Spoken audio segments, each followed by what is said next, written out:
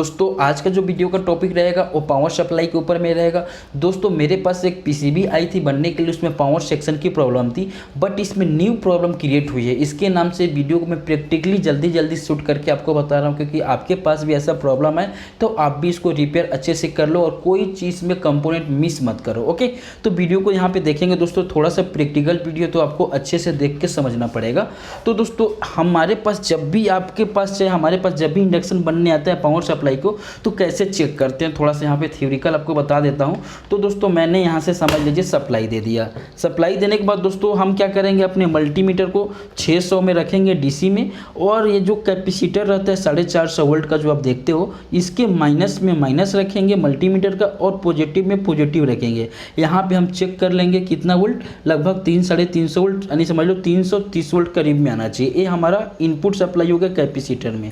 अब दोस्तों दो हमारे पास आउटपुट सप्लाई मिलता है, एक मिलता है 9 वोल्ट और एक मिलता है 18 वोल्ट, जो एसएमपीएस के आउटपुट में मिलेगा। तो हम क्या करेंगे दोस्तों, माइनस यहीं से ले लेते हैं और 18 वोल्ट यहाँ से चेक कर लेते हैं। यहाँ से देखेंगे तो यहाँ पे 18 वोल्ट आएगा, तो यहाँ पे 18 वोल्ट नहीं आ रहा है, यहाँ पे 3 से 4 3-4 वोल्ट आ रहा है। ओके, उसके बाद दोस्तों उसके बाद भी आपको समझ में नहीं आता है तो जो वाइपर बार आईसी होता है उसके आपको 4 नंबर पिन पे यानी बीडीडी होता है, वहाँ पे चेक करेंगे तो यहाँ पे भी आपको समझ लीजिए 15 से 18 वोल्ट करीब में आना चाहिए। तो यहाँ भी सप्लाई समझ लीजिए कितना आ रहा है, 10 से 11 वोल्ट सप्लाई आ रहा है। ओके, तो दोस्तों इसमें क्या प्रॉब्लम था आपको मैं पहले बता देता हूँ। सबसे पहले दोस्तों क्या होता है, मैं आपको यहाँ पे जानकारी के लिए थोड़ा यहाँ समझेंगे। ये पावर सप्लाई हो गया, ये हमारा वाइपर बारा आईसी हो गया, ये मॉसफेट आईसी बोलते हैं इसको, और ये हमारा समझ लीजिए ट्रांसफार्मर हो गया। जो ये ट्रांसफार्मर देखते हो हाई फ्रीक्वेंसी पे स्विचिंग कराता है, किस स्विचिंग कराता है, कौन स्विचिंग कराता है, ये हमारा आईसी। तो दोस्तों आईसी स्विचिंग कराएगा ट्रांसफार्मर से, तो ट्रांसफार्मर 2 आउटपुट सप्लाई जनरेट करेगा। कौन कौन से करता है, 18 वोल्ट और 9 वोल्ट। दोस्तों जो 18 वोल्ट जाता है ये हमारे फैन के जैक में जाएगा, जो फैन को रनिंग कराने के लिए जाएगा। उसके बाद दोस्तों यहाँ से जाने के बाद में दोस्तों हमारे जो पल्स विथ मॉड्यूलेशन यहाँ पे देखते हो, यहाँ पे 3 से 4 जो ट्रांजिस्टर लगा रहता है पल्स विथ मॉड्यूलेशन सेक्शन में, इसको स्टैंड बाई कराने के लिए 18 वोल्ट जाता है। अब दोस्तों क्या होता है कि हमारे इनपुट में सब चीज़ सही है। मैंने यहाँ पे ट्रांसफार्मर भी चेक कर लिया, वो भी सही है। वाइपर बड़ा आईसी को क्या होता है, वाइपर बड़ा आईसी को थोड़ा सा यहाँ पे देख लेते हैं। वाइपर बड़ा आईसी 2 प्रकार से खराब होता है, 80% तो शॉर्ट होता है और 20% ओपन होता है। कहने का मतलब क्या है दोस्तों, वाइपर वाला जो आईसी है वो मॉसफेट है, मॉसफेट तो 80% शॉर्ट होता है और 20% क्या होता है, ओपन भी होता है कभी कभी। तो क्या होता है दोस्तों, अगर मान लीजिए आपका वाइपर वाला आईसी समझ लीजिए शॉर्ट नहीं है और पावर सप्लाई नहीं बन पा रहा है, 18 वोल्ट भी नहीं बन पा रहा है, 9 वोल्ट भी नहीं बन पा रहा है, और ये स्विचिंग ट्रांसफार्मर भी ठीक है, तो वाइपर वाला आईसी को एक बार बदल के देखना पड़ेगा, क्योंकि कभी कभी ओपन हो जाता है। एक चीज़ यहाँ पे हो गया। उसके बाद दोस्तों मान लीजिए कि वाइपर वाला आईसी भी बदल लिए, एसएमपीएस को भी बदल लिए, यहाँ पे जीनर डायोड भी सही है, और ये समझ लीजिए जो इस वाइपर वाला आईसी को स्विचिंग कराता है 50 वोल्ट का कैपेसिटर, ये भी इंपॉर्टेंट है। तो अगर इसको भी बदल के देख लिए भी सही है। तो उसके बाद दोस्तों जो हमारा 18 वोल्ट आउटपुट करता है उसको चेक करते हैं। तो 18 वोल्ट आउटपुट जब चेक करेंगे तो कौन कौन से कंपोनेंट को चेक करेंगे, पल्स विथ मॉड्यूलेशन सेक्शन में चेक करेंगे। तो दोस्तों आपको यहाँ पे मैं बता रहा हूँ, सबसे पहले अगर मान लीजिए पल्स विथ मॉड्यूलेशन में कोई सा भी ट्रांजिस्टर खराब हो जाता है तभी भी आपका 18 वोल्ट ड्रॉप करेगा। तो यहाँ पे देखेंगे दोस्तों कि जो 104 का यहाँ पे पीएफ है, ये क्या हो रहा था दोस्तों, शॉर्ट हो गया। तो कैसे शॉर्ट हो गया आपको मैं बता रहा हूँ। सबसे पहले तो यहाँ पे देखेंगे दोस्तों, मैं यहाँ से आपको ले चलता हूँ। सबसे पहले यहाँ पे गौर करेंगे, सबसे पहले ये हमारा 18 वोल्ट का ट्रैक हो गया, ये सीधे जाता है, ऐसे जाएगा, ऐसे जाएगा, ऐसे जाएगा, ऐसे जाएगा, ठीक है। ये 18 वोल्ट का यहाँ पे पॉजिटिव है और ये हमारा समझ लीजिए निगेटिव है। तो पॉजिटिव और निगेटिव के बीच में फ्रीक्वेंसी को समझ लीजिए बनाने के लिए एक यानी समझ लीजिए 104 का पीएफ यूज हुआ है यहाँ पे। तो हम इसको बाहर निकाल देते हैं, ये देखिए हम इसको बाहर निकाल देते हैं। ये क्या हो रहा है दोस्तों कि हमारा जो 18 वोल्ट है उसको ड्रॉप कर रहा है, यानी सप्लाई को बनने नहीं दे रहा है। तो ये दोस्तों क्या होता है, शॉर्ट हो जाता है कभी कभी। तो शॉर्ट को कैसे चेक करेंगे, अपने मल्टीमीटर को कंटिन्यूटी में रखेंगे और यहाँ पे जब चेक करेंगे तो डिस्प्ले में आपका समझ लीजिए बजर का आवाज़ आएगा या एक रजिस्टेंस शो करेगा। तो हम यहाँ पे आपको चेक करके बता रहा हूँ। तो यहाँ पे देखेंगे दोस्तों कि मैंने यहाँ पे एक रख लेते हैं यहाँ से और एक रख लेता हूँ यहाँ से। तो यहाँ पे देखेंगे दोस्तों, यहाँ पे कुछ रजिस्टेंस शो कर रहा है, जो यहाँ पे रजिस्टेंस शो नहीं करना चाहिए, 0 0 शो करना चाहिए। तो दोस्तों ये क्या होता है, कभी कभी आउटपुट पोजीशन में क्या होता है, मान लीजिए 104 का पीएफ खराब हो जाना या ट्रांजिस्टर खराब हो जाना, उसके नाम से हमारा पावर सप्लाई नहीं बनता है। अब दोस्तों इसको क्या करेंगे, निकाल देंगे, उसके बाद एक बार चेक कर लेंगे। मान लीजिए चेक करने के लिए यहाँ पे सीरीज में सप्लाई देंगे तो हमारा इंडक्शन यहाँ पे चालू हो जाएगा। ठीक है, ये देखिए चालू हो जाएगा, चालू हो गया। अब यहाँ पे हम क्या करेंगे, एक बार सप्लाई को कंफर्म कर लेंगे।